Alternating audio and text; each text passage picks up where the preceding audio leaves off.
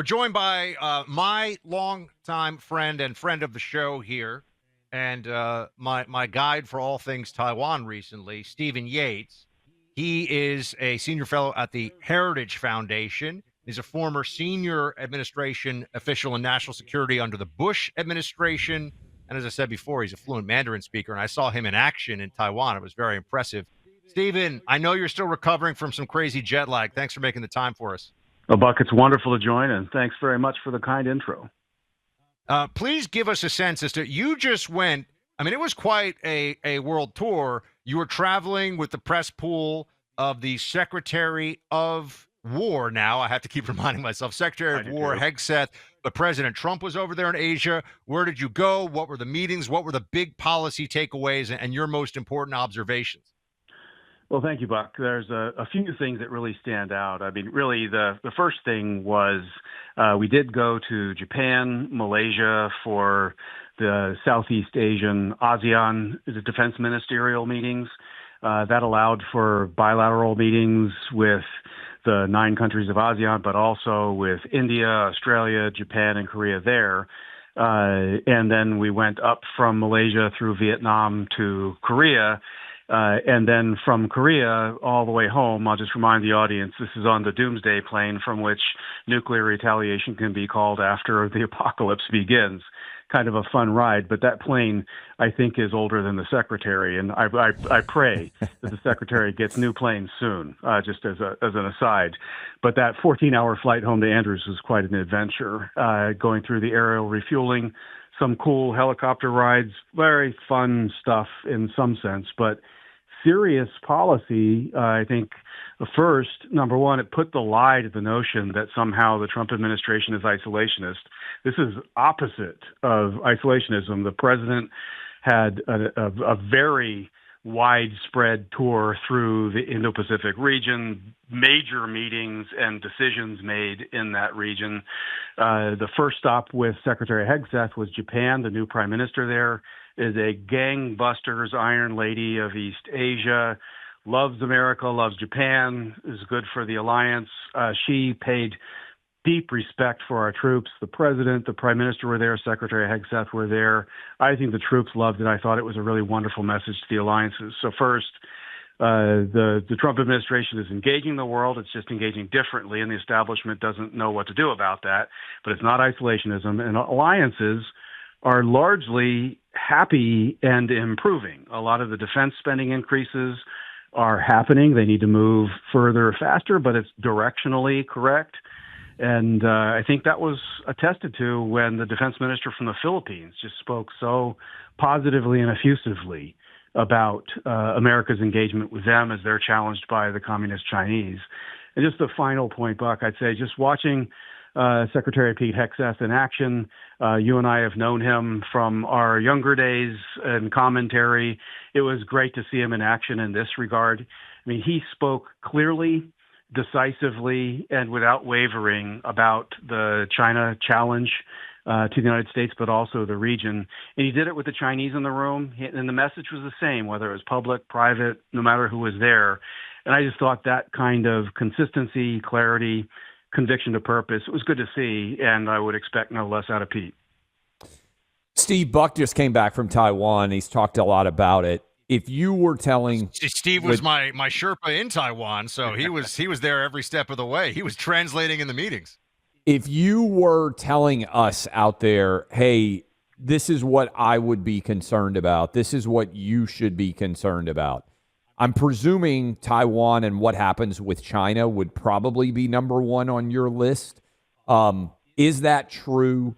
And how much higher is that on your list of concern than other things? How should we calibrate concerns in Trump 2.0 in that respect? Well, Clay, I think there's a couple of things. First, and Buck has had to listen to me say this over and over, but basically what happens in Taiwan is not a Taiwan-only situation. Japan has a fundamental national interest in the status quo being maintained and that Taiwan continue to be a free and democratic territory and that China is not able to dominate those air and sea lanes around it through which 50% of the world's container traffic go.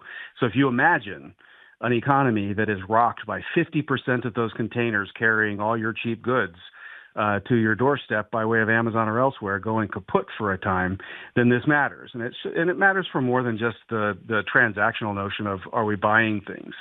But Taiwan is also part of the value chain. They have major companies that are helping us have a shot at winning the AI race and finding ways to adapt their military capabilities. They also buy assistance from us, not ask for assistance be given to them from us. And so in many ways, they are a value add, but the most important thing is to understand that it's that first island chain that goes from Japan through Taiwan, through the Philippines, down into Southeast Asia that have common cause. And if they're all doing more to protect themselves, they're all buying more from America to defend themselves, and we're keeping our partnerships vital with them economically and otherwise, that's a pretty profound deterrent, and it makes the chances of war go way down. Stephen Yates with us now, a senior fellow at the Heritage Foundation, and just got back from travel with the Secretary of War all over Asia. And on the China front, Stephen, there was actually a pretty big announcement today. This came from FBI Director Kash Patel speaking about China and their role in the fentanyl crisis. Let's play this clip, and then, Stephen, I wanted to have you react to it. Play the audio. While we, the interagency, the Department of Justice, have been fighting hard to seize and stop drug traffickers, we must attack fentanyl precursors, the ingredients necessary to make this lethal drug. That was the sole purpose of my trip to China, to eliminate these precursors. And if successful, we would suffocate the drug trafficking organization's ability to manufacture fentanyl in places like Mexico. This was the first time an FBI director has been to China in over a decade and received the audience with his counterpart to address this matter directly. And again, thanks to President Trump's direct engagement with President Xi, the government of China committed fully to my engagement there on the ground in Beijing at a level never seen before. While at Ministry of Public Security headquarters, I met with my counterpart at MPS, where the Chinese government agreed on a plan to stop fentanyl precursors. What does that mean? The People's Republic of China has fully designated and listed all 13 precursors utilized to make fentanyl. Effective immediately, essentially, President Trump has shut off the pipeline that creates fentanyl that kills tens of thousands of Americans. Stephen, wanted you to react to this. Big news today from the White House, from the FBI director. Well, first and foremost, I'm very, very grateful for President Trump and the team making this a very real priority. As you know, Buck, my daughter was killed by fentanyl poisoning 2 years ago, and so I'm not unbiased in trying to assess who's to blame and what needs to be done about this. And so I think what Kash is saying is incredibly important. I would also just add that this is 10 years too late by China. I have no forgiveness for that regime in the slow and methodical murder of hundreds of thousands of Americans.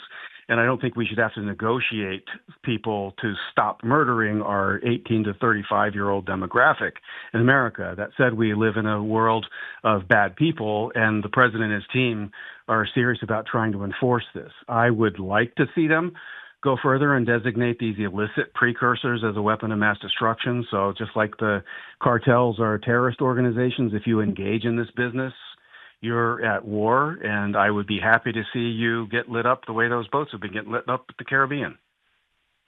Last question for you, and we appreciate that, you sharing that story about your daughter, and I know there's many people out there that have had similar experiences because, unfortunately, we've been losing 100,000 people a year to fentanyl poisoning. What do you think President Trump would do if China invaded Taiwan? And how would you assess the probability or likelihood of something like that happening in the next 3 years of his term in office?